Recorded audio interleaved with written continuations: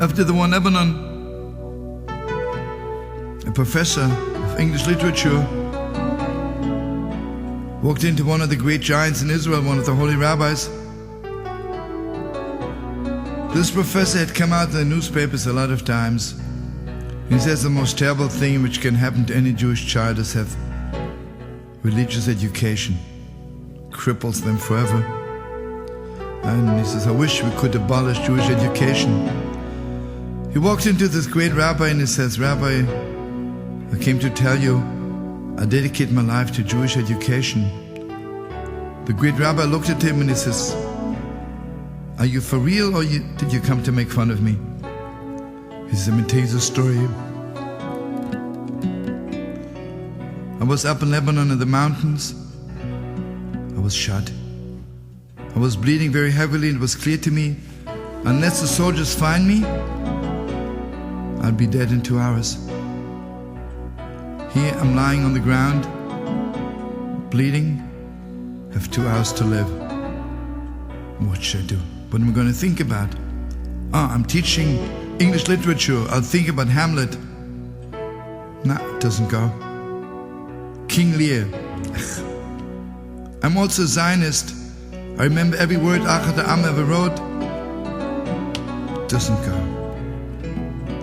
Before I knew it, I could feel tears rolling down my cheeks. I remembered my Zayde holding me by my little hand and walking with me Yom Kippur night to the synagogue.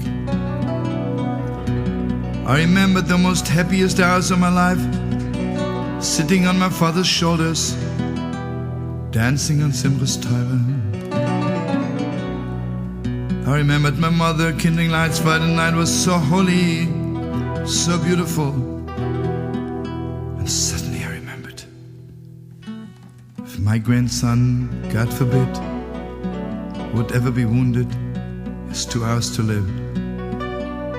He has nothing to think about, because I never gave him anything.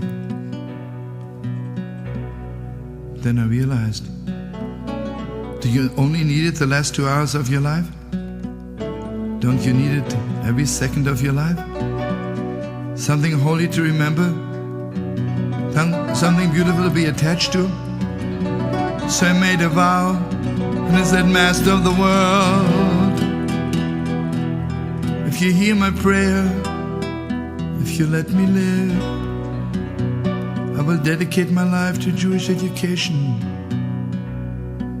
When I woke up, I was in the hospital, and here I am.